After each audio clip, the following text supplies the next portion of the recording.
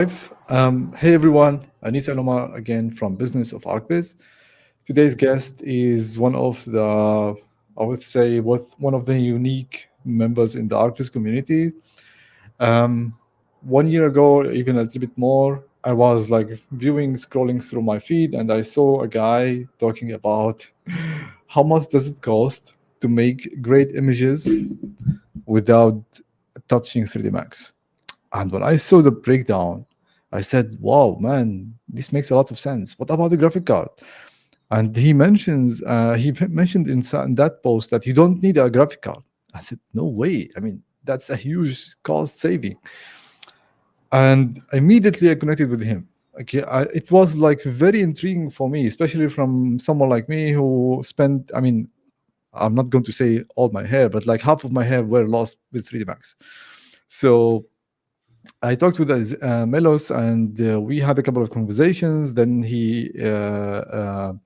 I was on his podcast for a while, and I was really fortunate enough to have him as a valued member in my community. I mean, a connection. We talk a lot. We are also sharing the same type of cars.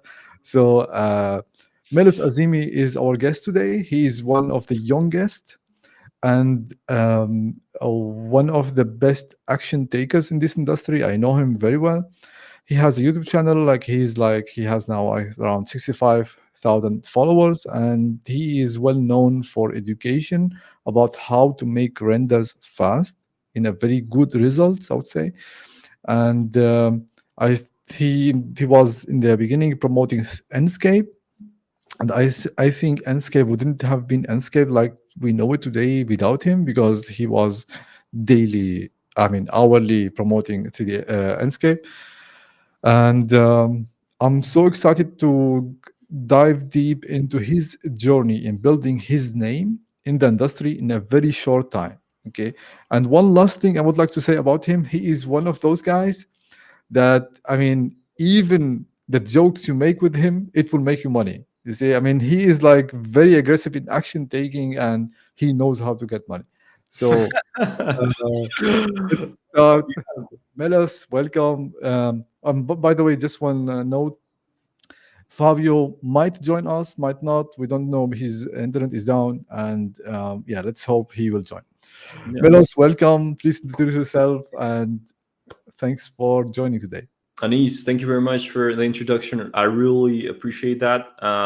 Yeah, I was blushing from all the good words, but yeah, I'm grateful to be here, and I'm so excited to show another side of me, which is maybe rarely shown online, which is the um, basically the amount of time and effort that I spent on studying marketing, business, branding, and all this stuff in the back end.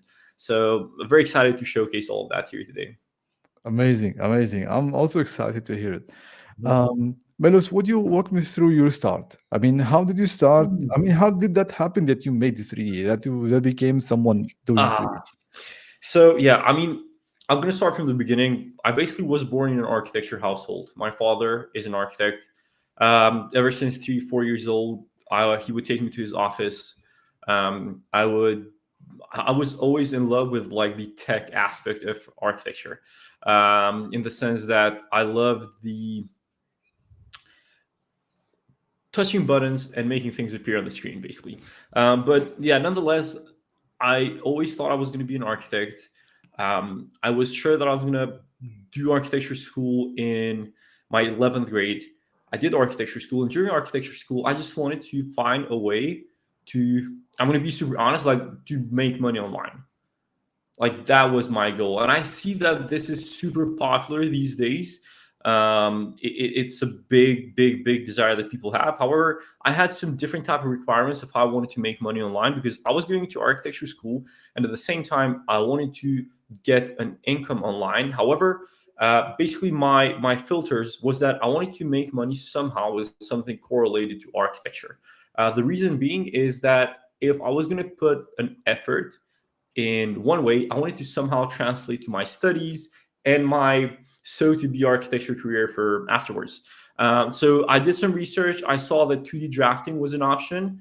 However, that wasn't as high value, or it didn't pay as well. And then it was like 3D rendering. Okay, so I saw that, and I basically went ahead and wanted to learn 3D rendering. Um, the thing about why and how I got into rendering is funny because back then I didn't even have like a good enough computer to do any rendering.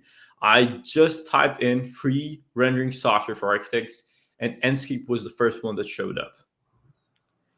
And it had a 14-day free trial. Um, I think it still has a 14-day free trial. I downloaded it, opened it. My computer barely could handle Enscape, and I didn't like it. And I remember closing it down immediately. Uh, then, after like 2 weeks or so, I saw some good enough results with Enscape Online, like on their Instagram page, and then got back to it straight away. And yeah, from there on, it was mostly trial and error. There were a few tutorials online on Enscape, but there weren't like any guides which were detailed for you to learn 3D rendering. So I basically did trial and error, started freelancing online with some simple projects. My first project that I did was like a 1,000 square meter villa, and I did it for like $100, which to me back then was an insane win. Honestly, it was a win. Like even today, I still think it was a win. And then from there, I always knew that I also saw a big gap in the demand that there was for Enscape tutorials and not enough supply of Enscape tutorials on YouTube. And that's how I decided to pursue building an online brand on YouTube afterwards. So this is kind of mashed up. There are a few steps that I skipped, but hope it makes sense for everyone who's joining in. Amazing. I mean, it is a win because I mean, it was your first project, I think. Yeah, 100%. So, I mean, if I mean, I would say most of us would have done that for free just to prove that they can do it. Yeah, 100%. Yeah, true, true, true. Perfect, perfect. So from that point, you started making videos online talking about Enscape and potentials and how to do that. I mean, even the idea, I would be completely honest, the idea of saying make realistic renderings in 14 days, it was for me, it was so hard to believe because like someone like me who spent days waiting for that render to get Mhm. final using 3D Max and V-Ray. I didn't work with Corona, but like how did you come up with this idea? I mean, Mhm. I 100% believe it was believable, and I see that because you are not too invested into 3D Max, you will look for quick, nice results. You I would say you prefer to get something nice, clean, quick over something great, polished in 2 3 months. 100%. So my thought process behind all of this, mainly the tutorials that were online back then, there were other tools which were quick, but Enscape is still the quickest, even though I don't prefer it as much anymore. However, for me, one of the terms which I'm going to get later on to how this links with branding was the quality to time ratio. So basically, how much quality can you get out of the time you put in a software or in a workflow of rendering? And I've tested a few workflows. I mean, not a few workflows. I've tested over 10 workflows. I haven't spent a huge time on those, but I could just tell that the fastest way to get a very good result was Enscape. Now, the reason why I went for that is that, yeah, I mean, basically being around my father, I just saw that architects have a lot of dynamic timelines, and 3ds Max and Corona or V-Ray are not ideal for that. The amount of time that you need to spend on Corona or V-Ray or 3ds Max is really just doesn't fit in with architecture workflows. Mm. And I personally don't see an upper hand to any architect who incorporates 3ds Max, Corona, or V-Ray in the workflow. Now, it's totally different for Archviz artists. Like that is a completely separate sector. However, my main audience and the people who I've always talked to has been architects. So yeah, that was one of the main reasons. The other thing is for me, my thought process is how, yeah, I mean, we talked about the blue ocean strategy before offline, but basically, how can I find an untapped sector? How can I get a supply and demand arbitrage in a niche or a market? That way, I can maximize the capital gains in a certain niche. So at the time, most of the advertising was being done towards 2ds Max, V-Ray, and Corona, and everyone was trying to do courses on that side of things. And going to the complete opposite way is basically my kind of strategy. Ever since I've been like 4 years in business, which is still very very new, but that's kind of been the way that I've tried to build everything up so far. And one of the most rewarding things about this is that anytime that I would get a comment of people like, I switched from V-Ray to Enscape or D5 a year ago and I've never looked back, it just feels so good because I can always mash those comments in front of Archviz artist's face to tell them that architects do not need 3ds Max. And that's just a blatant truth. So yeah. That's the beginning of the love story between you and I was artists. Oh yeah. No, Okay. it's just one of those things that people attach their tools to their identity, and whenever you say something which is not ideal for their um, preferred tool of use, they take it very personal. But I love that. Absolutely. It drives engagement up in my process. That's good. That's good. And so throughout your, I would say, like by you seeking to provide educational I would say material online for Enscape, Mhm, you found yourself into the creator uh, domain. And mhm, at some point, you notice, you know what, I'm growing. I have my name out there. And also, Melos Azemi as a name is growing as well. mhm, So, for example, I don't know how many people know the company, the name of your company, but I think everyone knows your name. So, mhm, how did you have any time where you thought, you know what, I'm not anymore a 3D guy. I'm a creator, but I am still a 3D artist. At the same time, I need to care about my name. Basically, the topic of this today is episode is personal branding mhm. in the whole thing. So yeah, I mean, just before we get into that, I just want to get on the same place to kind of how we understand branding and basically what branding means. Branding is basically the association between the unknown and the known, right? So if there's something you do not know and then you associate it with something that you're familiar with, you basically make the assumption based on the feeling or the presumption you have about the known thing, if that makes sense. Now, for me, I'm going to be super honest with you. And I'm not sure if this is a surprise for most people, but I do not feel like my main thing is the actual rendering anymore, right? Like 90% of my time is spent on how can I make marketing better? How can I make videos more accessible?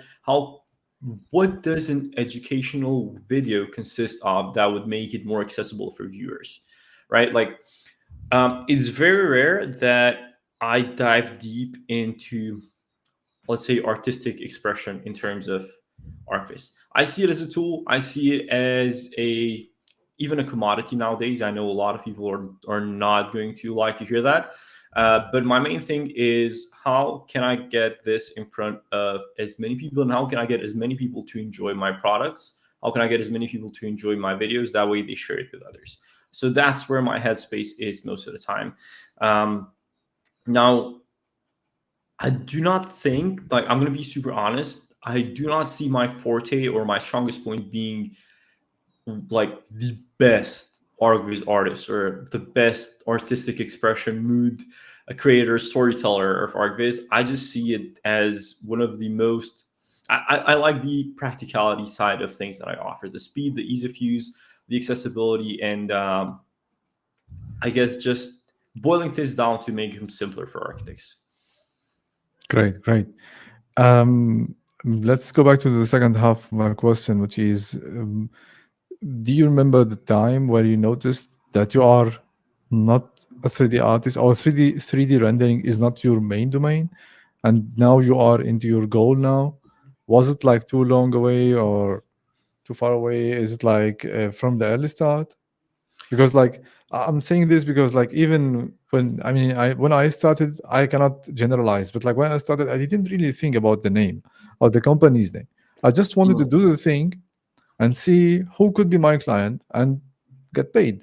And over mhm, time, I just started noticing the more I care about my clients, the more I am invested into the business. And then at one point, I woke up and said, you know what? I'm posting content online. I'm too into my clients, but like, what is about my name? What is about the business Hmm. name? So, do you remember like having this moment? Hmm.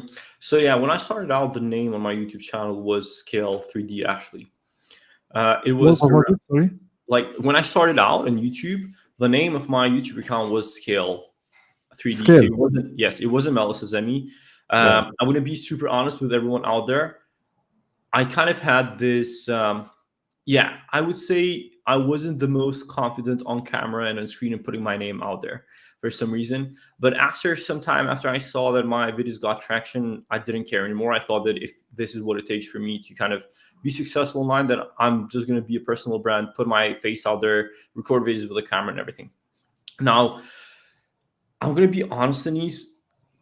I I started this. I saw 3D rendering as a tool to achieve basically a way of location, financial, or even time freedom for me in the beginning. So the goal for me has been to serve as many people as possible. That way, those people can help me also achieve those goals. So it's reciprocal. However, um, I still always focus on delivering as much value as possible to the community. So basically, I focus on me by focusing on the audience and the brand that I built. Just 2 weeks ago, I posted a completely free course, 4 hours on how to use DeFi Render.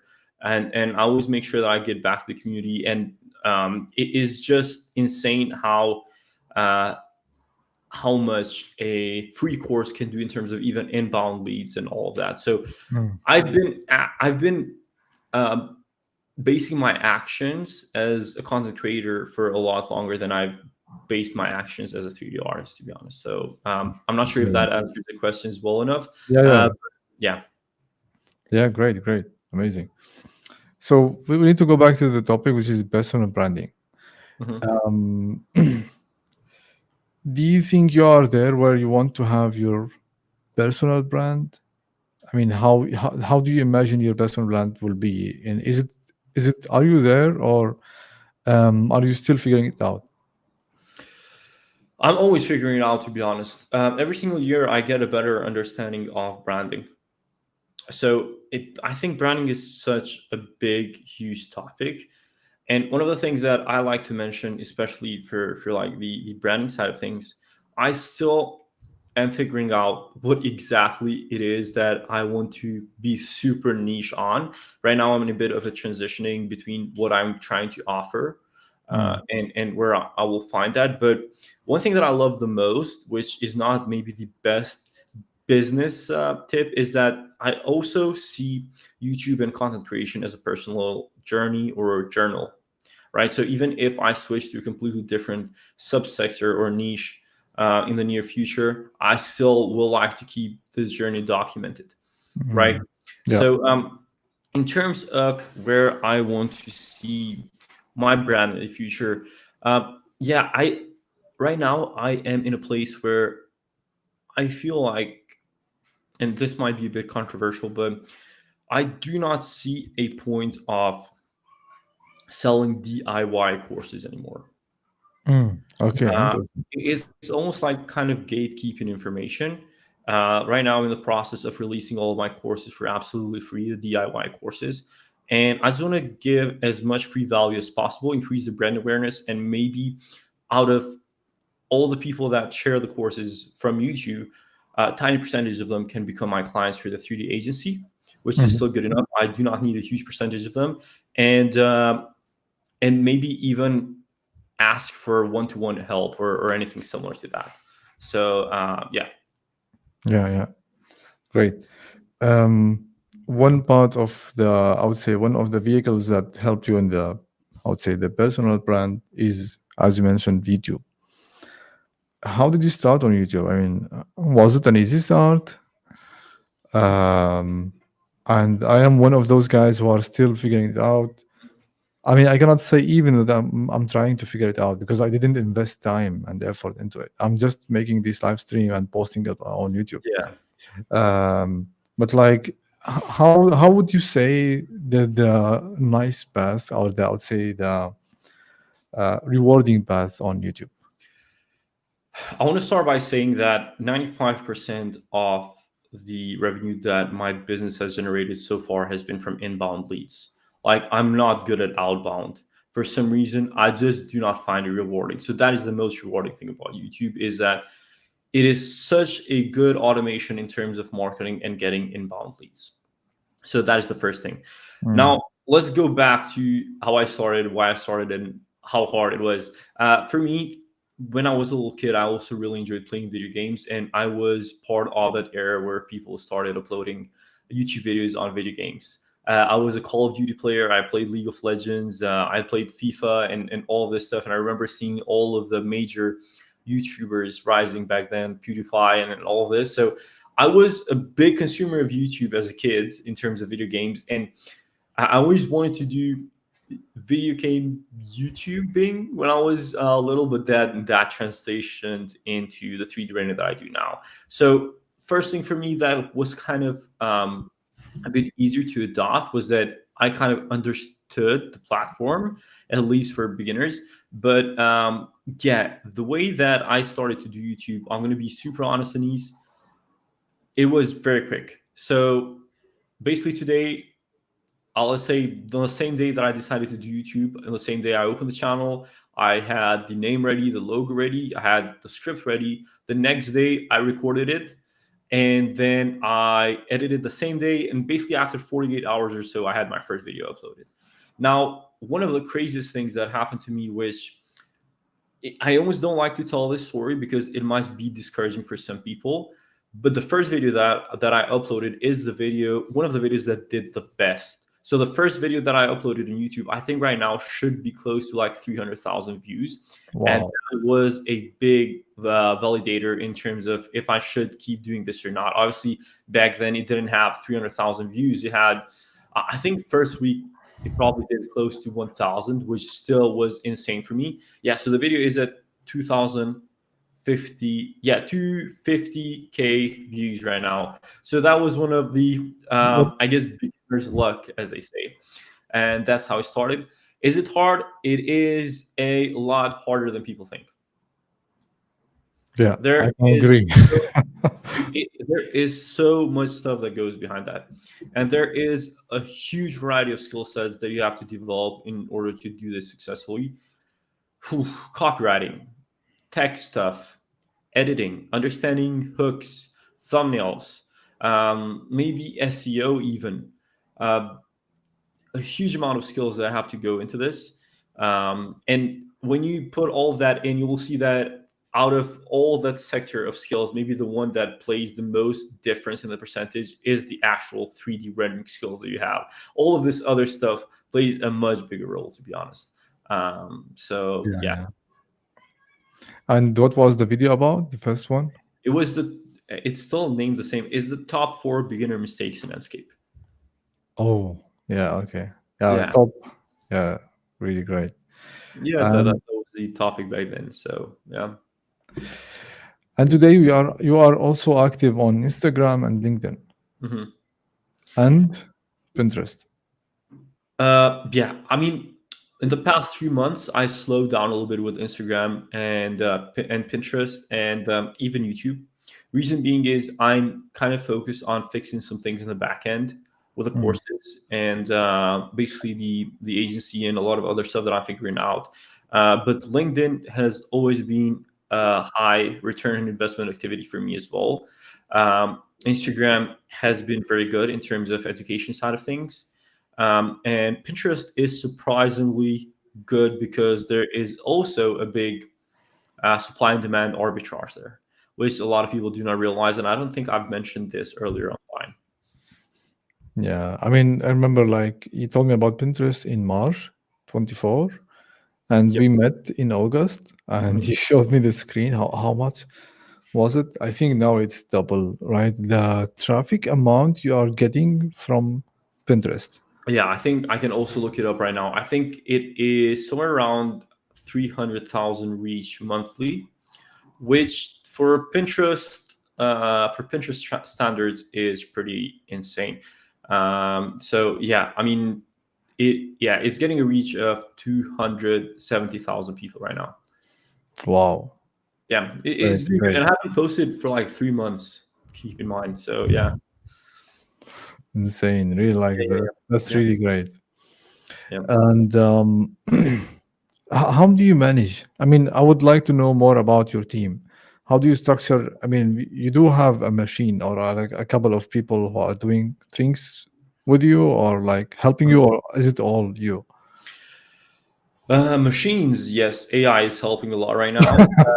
But yeah, I started doing it myself. The only thing that I outsource is the video editing because Mm, it's just way too time consuming for me and it just doesn't get the most amount of time investment back. mm, Um, but yeah, that is the only thing that I outsource as of now. I still do the thumbnails myself because I've noticed some patterns with thumbnails in Archviz and for architecture that only apply to this niche in a way. mhm, So I still do that myself. But in terms of the machine, I some people would be surprised that I don't spend a huge amount of time recording. And at the peak of my production volume, I wouldn't say quality, but volume, I was doing around 400 posts a week across all social media. mm. So I I was doing think. like 7 posts a day on Instagram Shorts, YouTube Shorts, Pinterest, a LinkedIn post a day, and then one long YouTube video a week. So the way that I would do that was basically one YouTube live stream, which would take 2 hours tops. Then that would get downloaded by the video editor. He would chop that down for the long form content on YouTube Mhm, as highlights. That would get posted a long form video, and then out of those 2 hours, we would be able to get, I would say, close to 15 short videos, which would be like reels and stuff like that. And then mhm, there would be a whole other set of like reels that we would create from that as with like trendy sounds, transitions, which maybe do not add as much value in terms of education, but still were mhm. aesthetically pleasing. So let's. I need to understand this. So you have one long video. It's like around 2 hours. Then you have around seven shorts on YouTube per day, Mhm. right? That was at the peak. So basically, last summer, that was how much I was. Let's make them 10 per week. It's still too much. So let's make them like seven. Okay, seven. I mean, it means like one daily short, one weekly long form YouTube, and you will get also 10 minutes out of the 2 hours as well. Yes. So Okay, like one, so the live stream would be converted to like 8 to 10 minute video on YouTube as well. great. Yeah. And we still have the LinkedIn and the Instagram. You Yes. get everything out of Pinterest as well. the The 2 hours. TikTok, so TikTok as well. That was TikTok as well. yeah, TikTok as well. So only for shorts there were around, yeah, I would say majority of posts were from shorts. So yeah, I mean it was pretty insane. My strategy has kind of changed since then. I'm going to be honest, and that comes with a better understanding of branding, which is the topic of today. Mhm. Which right now I realize that volume is very needed when you're basically super in the beginning. I don't consider myself like a veteran or anything, but if you don't know what you're doing, I think the best thing you can do is just post as much as possible and then analyze what is doing best. And that is basically what I did for the first 2 or 3 years. Yeah. Right now, I think I have a better understanding, or at least I like to believe that I have a better understanding of what content quality is. And I'm basically focusing 100% of my time on only delivering quality content online. That is the reason that I've slowed down the posting recently. Mhm. Uh, don't get me wrong, I've been recording like crazy in the back end just to upload these insane 4 hour free courses on YouTube. The next one is going to be like 6 hours, which is already recorded. There's like a bunch of other long form videos. And yeah, like one of the things that I would like to mention about branding uh, is that when it comes to online content, one of the best things that I've heard about this, and this is from Alex Ramosi, is that uh, I don't think it is as important to share as much seconds of value as much as it is to share as much value per second. So what I mean by that is that the more value someone can get for a shorter time, the more valuable a video is, or the more valuable a content is. So maybe I was doing a lot of posts, but they Mm. weren't as valuable as what I'm doing right now, which is probably one long video on YouTube. With the long videos like 4 hours detailed walkthrough of scenes and beginner friendly tutorials, um, compared to unscripted and basically scattered live videos that I was doing like 8 months ago. Mm. Yeah, yeah. I remember like there was a YouTube channel on copywriting. Okay, it was called Copy That. Okay, Hmm. and they are like a group of guys, four copywriters. They talk about everything copywriting. Hmm. And one of those guys, he made like 5 hours video about copywriting. Hmm. And after a couple of months, he had like 500,000 views on 5 hours. Hmm. I mean, this is insane. I mean, having a video that you think is 5 hours, I mean, it's long. Okay, and it was like one of the best YouTube videos Hmm. in that channel. Hmm. So that moment, I saw it and I said, you know what? I'm not going to focus on short form. I'm going to focus on long form. Yes. I'm doing long form since I think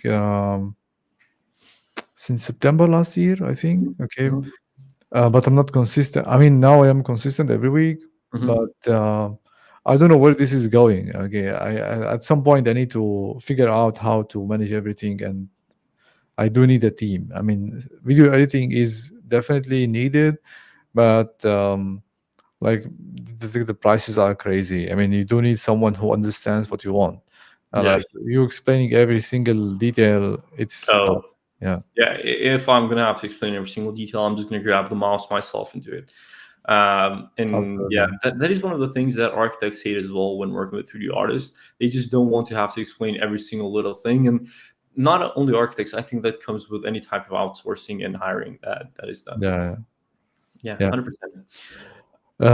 Give me a second. I need to see in the comments what Hmm. we have. I also need to check if we are live on LinkedIn. Usually I check in the beginning, but was a little bit into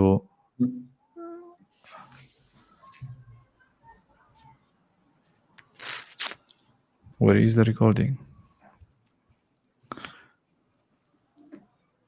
Yes, we are live. So we have, yeah, from Fabio, he said, hi, Melos. I'm so sorry.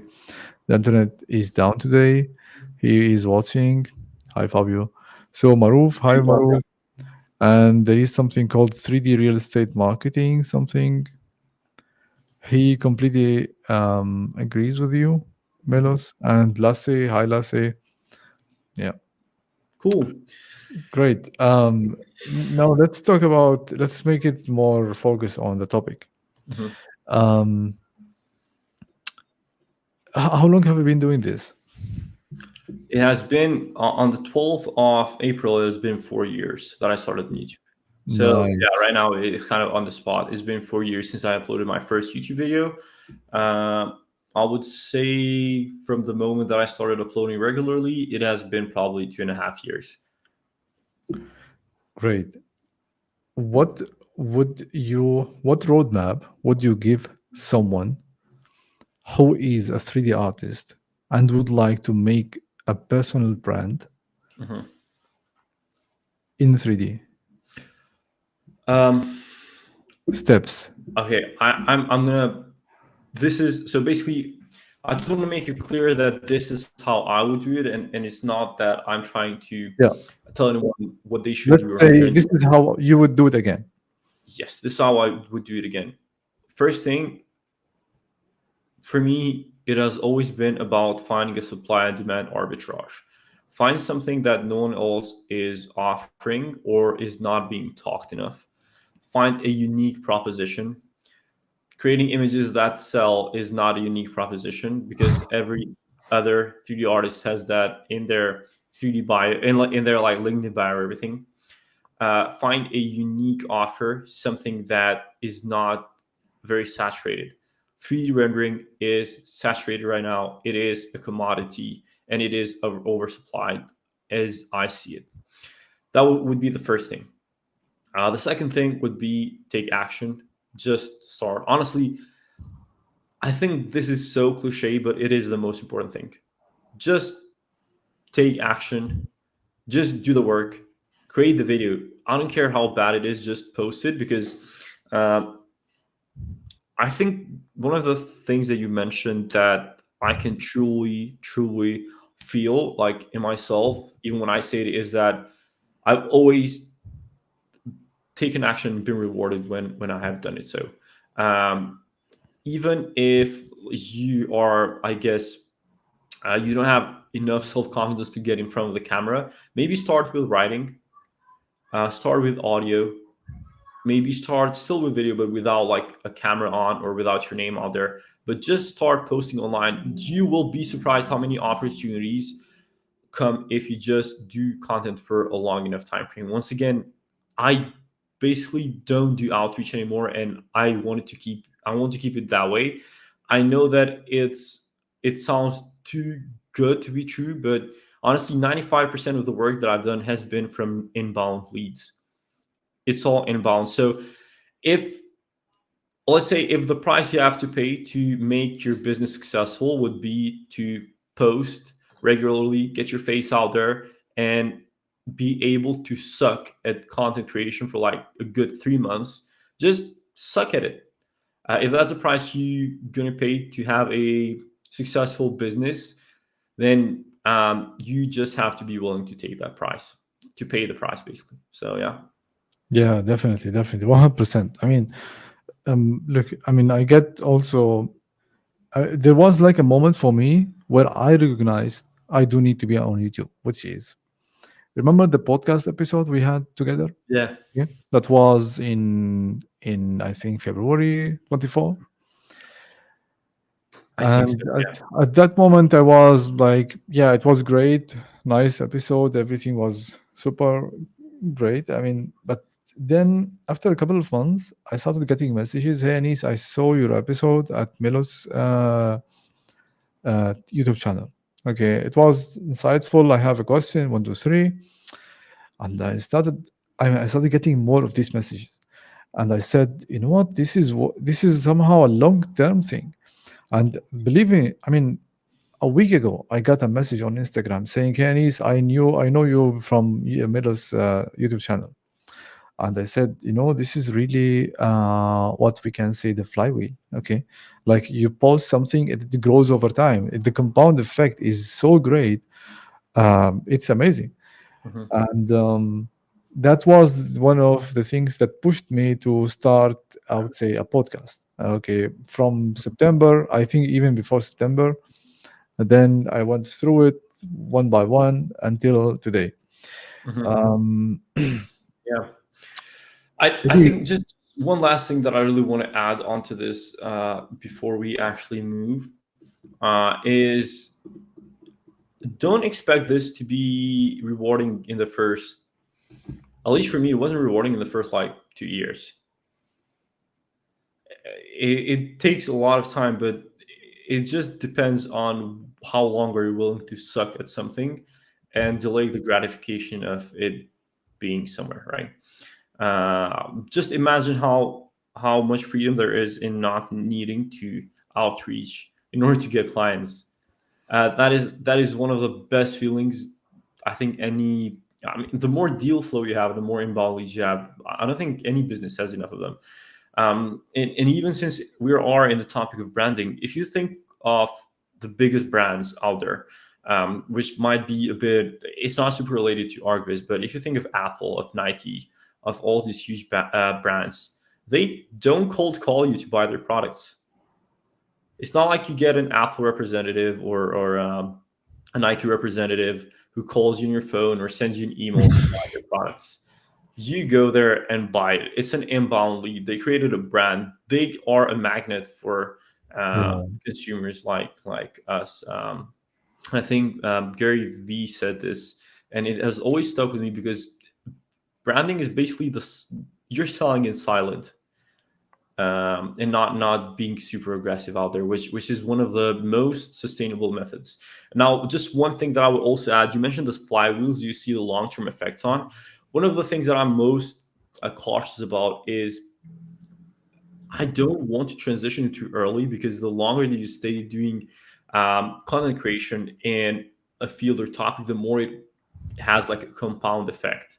Basically, like investing in like an S&P 500 or all of that other stuff, there is that same kind of investment that goes into content creation where it has a compound effect. And it, I think I'm going to be honest, the YouTube channel is a big conversation started for me for a lot of doors that I've opened until now. So it's definitely still worth it. Yeah, definitely, definitely. I think you know this guy Sam Ovens as well. So in he's like he has an event called the Quantum Mastermind somehow, Mhm. and the sales guys were talking, and they said, guys, I mean, one of the audience, they asked them a question: how hard do you find it to sell a 30K mastermind? And they said, look, it's on scale from 0 to 10. If we get on a call with someone and the guy says, I know Sam, I watch his YouTube channel for a long time, then we know he is like around 8. For Mhm. us, it is just to reassure them about the benefits and they Mhm. will get. If we have someone on the call, he doesn't really know who is Sam or he never really watched his YouTube channel, Mhm. then we know we have a lot of work to do. And he might not join today, he might join in 2, 3 years. Mhm. That's completely true. I mean, I do see the benefit. I mean, I never really watched the complete recordings of these quantum masterminds. And that was one of the sections I watched like a while ago and I never forgot. Mhm. Great. Mhm. So the first step is the Find the blue market, find the blue blue ocean. ocean. Basically, yeah, I think Yeah. if you find something that no one else is offering and that there is demand on, basically that is one of the things. You don't want to find something that no one is doing that there is no demand of, because then there's a reason why no one is doing that. But find a undersupplied area where there is a lot of demand, Yeah. basically attack it. So, so just for the audience to understand, there is a book called Blue Ocean Strategy.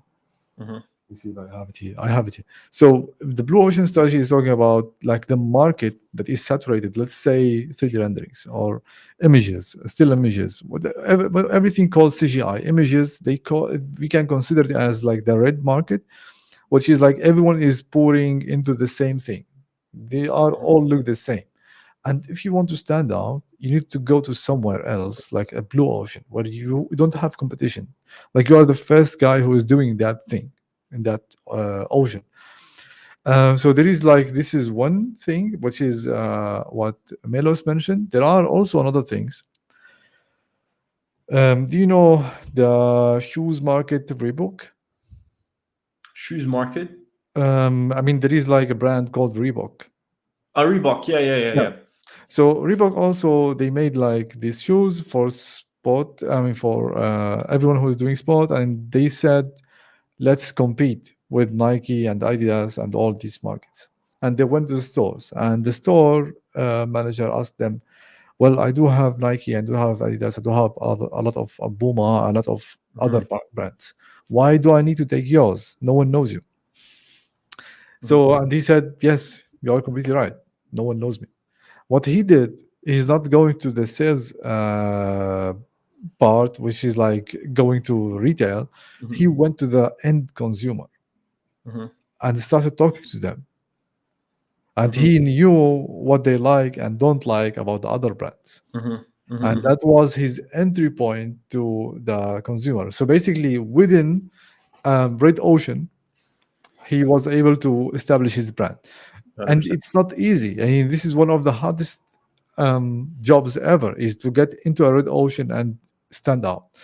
Um, so you either need to be really good at what you are doing and stand out in a red ocean, or go to a blue ocean and do something no one is doing. At least like it's underserved.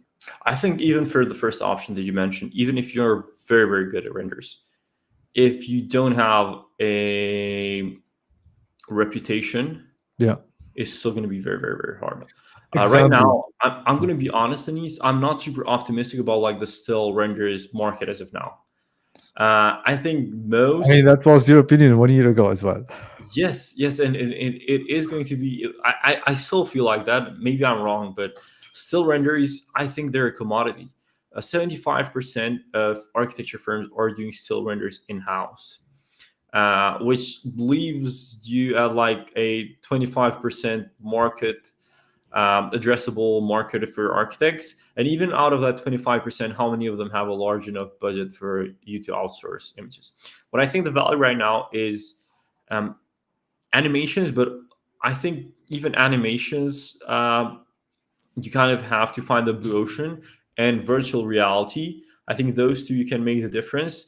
The only way you can survive with still images right now, in my opinion, if you are Mir, but none of us are Mir. Yeah, And yeah, that's just my personal opinion on how I see the market as of now. yeah, yeah. I mean, once the entry point is so low, it becomes really red ocean. Yeah. With virtual reality, it's not the case, and interactivity. I mean, interactive spaces with a lot of information and I mean, Yes. clickable points and information points. That's a high ticket thing. It's not easy to enter. Not many people know how to enter it or what are the equipments. I mean, tools, knowledge needed. Um, yeah, that's basically, I would say, a quick view on the market. Yes, Um, that's how I see right now. Yeah. Absolutely. So step number one is finding, I would say, a blue ocean. Yes. Step number two, post and repeat. This is literally like I want to simplify this as much as possible. I'm going to be honest. Pick the blue ocean, post as much for like a month, like as much as you can. Just post, and then after a month, look back on what posts worked best, and then do more of what worked, and then do this all over and over and over again until you're actually getting better and building a personal brand. This is simplified in the best ways in order to take action, and this is how I see it. Step number three is look back to what worked and repeat it. Yep. Great, great. Yeah. So basically, that's basically how paid ads work. You make 15, 14, or 20 ads and you see what works and you repeat it. Yeah. Except that this is not paid. That is Yeah, the part which is absolutely insane. it is Like, paid. I mean, yes, but time you're and going to spend the time with effort. ads anyway. You're just spending plus the dollars, right? So like even Yeah, yeah, so like I understand that it might be easier to target and maybe easier to get started if you want to like add a turbocharge or like a stage three custom mod to your business. However, if you think it through as a if you just think about this in a way that you could get in front of 3 million people for absolutely free without paying anything. It's just a bit insane. This was never even thought of before, like maybe in traditional businesses like 30 years ago. So it's basically free absolutely. advertising. Absolutely. Yeah, yeah, and definitely. I mean, I never really run. I mean, not never, but like recently, I didn't run ads. I did it in 18, 19, and 20 until my ad account was shut down. You mean like in 2020, Facebook went really crazy on accounts Mhm, right and left without any reason. Um, cool. So the three steps. One is find something that is underserved. Number mhm, two is go aggressive on action taking, posting daily, using content marketing. And I would completely agree with what Mira said, and this is how I started as well. You don't need to have the best post formula in the beginning. Just do it, what you have in mind, and then go for it.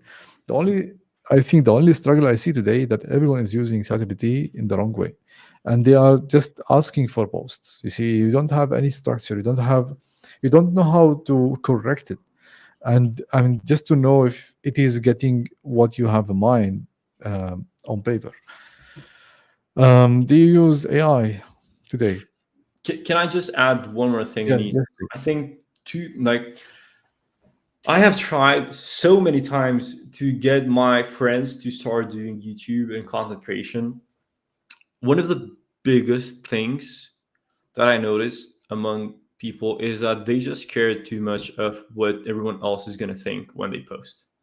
And this is maybe more so on a personal level rather than a strategic level in terms of business. But I just know that anytime they think about doing a post in YouTube, there is a voice of their friends, their family, or someone out there on how they would judge them when they would post. And if that is the price you have to pay in order to make your business successful, then just it is worth that every single time. Just think of it that way. If this is what it takes, if because trust me, no one is going to judge you once you actually have a profitable business. So if that's the price you're going to have to pay in the beginning, um, I don't know. For me, it has always been worth it. Plus, I mean, everyone should know that it is a very harsh truth. No one really cares about what you are doing. Everyone is looking to their daily activities, daily dreams, daily desires. Yes, and yeah, Problem. and the other thing is if basically you're scared that, or I don't even scared is a strong word, but if you care how your friends will judge you in a negative way for basically posting and trying to help people online, are they really your friends? Yeah, So definitely, yeah, definitely, yeah.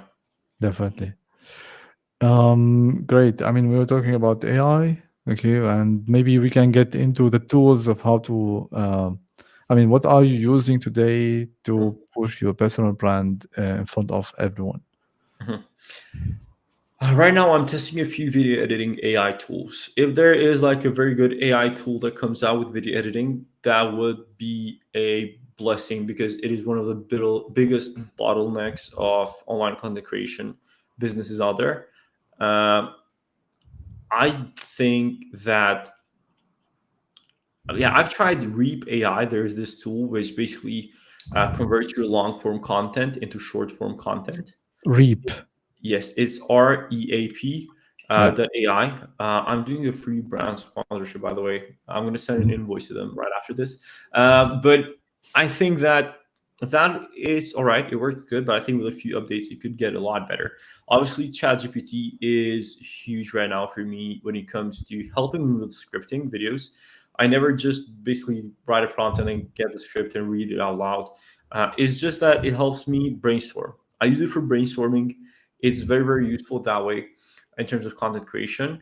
And then in terms of the actual image production as of now, with AI, it is basically integrated tools which are inside DeFi render, the AI enhancer that DeFi render offers, and the AI atmospheric match, which basically matches the mood of the atmosphere and the mood to the image that you're creating. So Mm.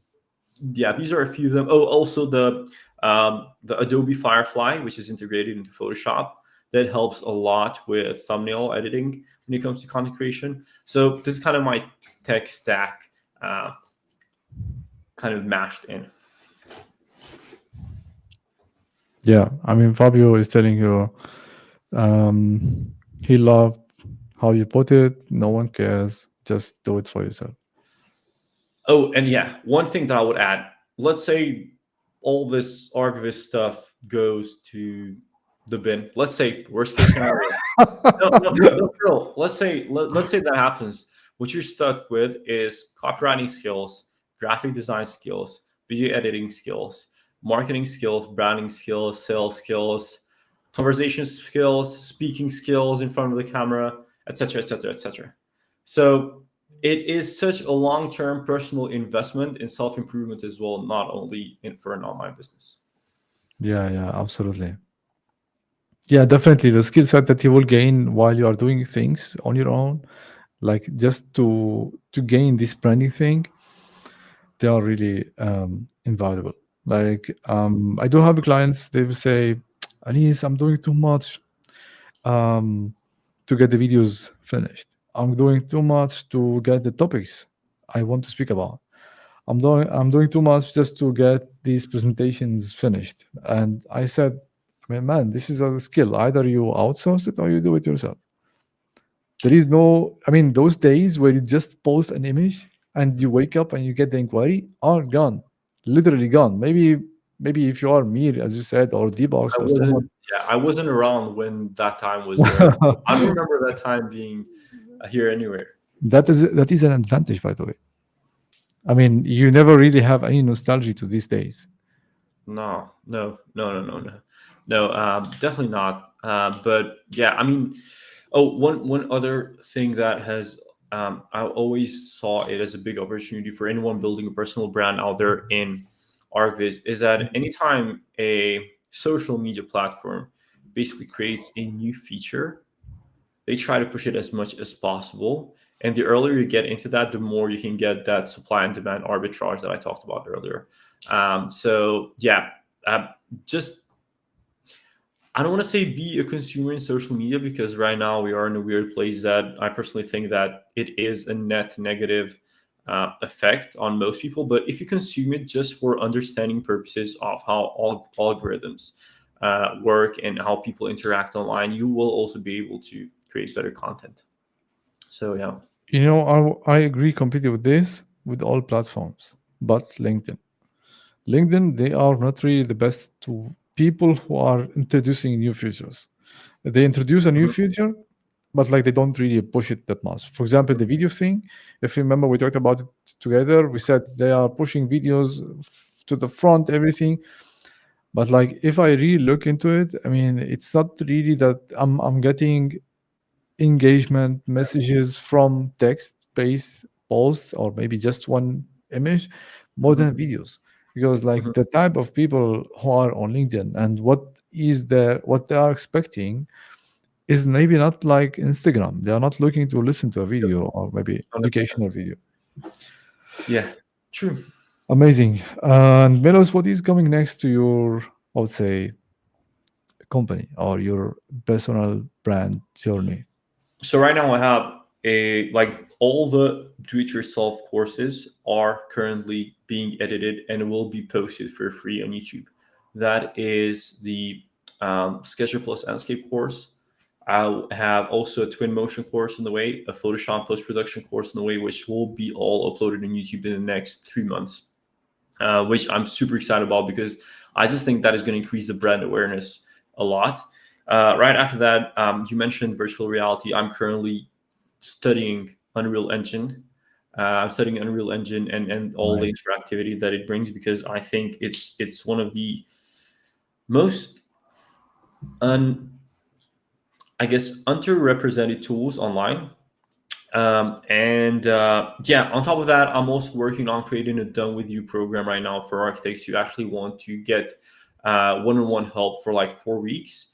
But everything else is going to be uploaded out there for free on my YouTube channel, which I'm excited about. Amazing, amazing. I am one of the big believers in your future. Okay, I think the I would say one of the characteristics in you, it's like your speed in taking action is impressive. I mean, I have it as a goal for myself. I mean, to take action that's really quick. I Mhm. really appreciate it. I mean, it's really amazing. Yeah, I appreciate So, it. Thank you. Thank you.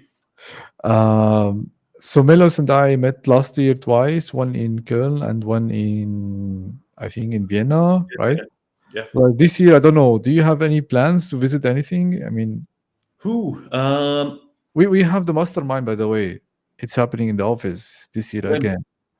In April. I mean, in May. In end of May, 30, 31, and 1st of May. I 1st might. of June. It is paid, but for you, it's for free. Oh, I think last week of May I might be in Spain, but beginning of June I might be able to join. So I'm not sure how flexible the dates are, but I would love Anyway, to absolutely join in there. yeah, But yeah, I amazing. mean, um, I might be around Europe this year as well. I want to go to Warsaw, in Poland, Warsaw, and yeah, because there's a big 3D community out there. I want to meet a lot of people, and yeah, I have a few plans. Nothing super specific as of now, but I'm sure we will meet around in different events. And yeah, I mean, I honestly appreciate what you do for the community, and I think that it takes a lot of bravery and commitment to choose something as specific as you've chosen, and to trust the process of 3D artists still being in the market. And no matter how stubborn this community is, you still try to educate in terms of business. Yeah, That's the right word, by the way. stubborn. Yeah, it is a very tough community, I would say. You see, I mean, I was literally 1 hour before this call. I was talking to a client, and I was telling him like he was introducing an idea. I really never heard it from him. I told him like, what changed your mind? Why you are thinking this that way? And he said, you know what? Like working with you for a couple of months changed me a lot. I mean, I am now more into the business side. I think about the long term. About I think about my business in 2 3 years. Not like just getting the client or the cold email or like getting that message replies, whatever it is, or this post, whatever he was thinking of. And I told him, man, it took you a lot of days just to get there. And he said, and not to forget that I know you 2 years ago, and I never rejoined your program. But like you see, those are around 2.5 years. It's a complete missed opportunity, and for anyone who is Mhm. thinking, and it takes a lot of time. As I told you, I don't know if I told you or someone else. For every industry, there is some sort of like sales life cycle, Hmm. and in the 3D, I mean, even if we can say that the 3D community is somehow a saturated place, but there is still a demand. And the life cycle for any campaign they can do is, if they are doing it right, it's going to be between 4 to 6 months. Mhm. The life cycle of me trying to get one of you as a client is a minimum of 1 year. You see, they need to consume the content daily, talk to me, messages, see my videos, then they need to recognize, yes, business side is Oh, important. also, yeah, I mean, the other thing is just, I think it requires a big mindset shift for 3D artists to just um, make a budget for investing in business coaching. That is also a mindset shift. But I think, let me just kind of put this into perspective for anyone listening. Is basically you're paying to fast forward in time. Instead of something taking you 5 to 10 years to figure out, you basically get a consultant that works well with basically in this industry, like yeah, like a niece, and you fast forward the time that you learn those lessons in like 6 to 12 months. In that sense, so if you look at it that way, it is a no-brain investment. Thank you, Melos. Yeah, 100%. Yeah, I mean, it was really great episode. One of the things I'm going to do is I'm going to increase my effort on YouTube. Definitely, I will Hmm. take your advice. Hmm. Um, so I don't know if I am in a blue ocean, to be honest. Okay, I'm not sure because the demand is not there.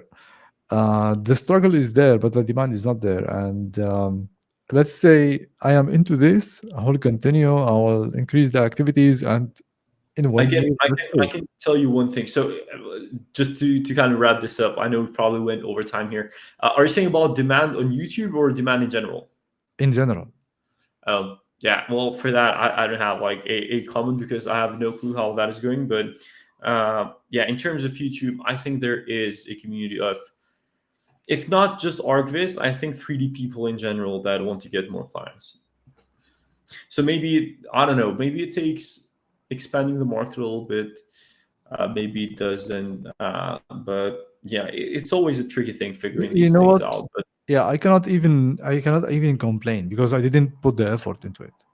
Okay, I'm yeah, going to put the effort. Let's make it yes, 3 months. hundred Okay, percent, and we hundred meet percent. again at the end of the year. So we have three Yeah, months effort, 3 months looking to the feedback, 100 and percent. I might not stop after that. But that's Yeah, definitely something I would love to do. awesome, Um, awesome. Milos, meeting you is a great pleasure. Thank- Not only here in the live stream, in person, online, on Telegram, talking. You're one of the great guys, the youngest great guys. I do believe in your future. So thank you very much for your time. Um, one last thing. Once we finish, please do not close. Okay, we just say goodbye to the audience. We will stay, talk a little bit, and for anyone who has any question to Melos, would like to learn from him, follow his journey. No, maybe if you'd like to go on YouTube as well, get some advice from him. Connect with him on YouTube, on LinkedIn, on Instagram. He's there for all of you. Thank you. Thank you very much, everyone. Thanks for watching. See you Thank you very all much. next week. Thank you. Bye. Goodbye.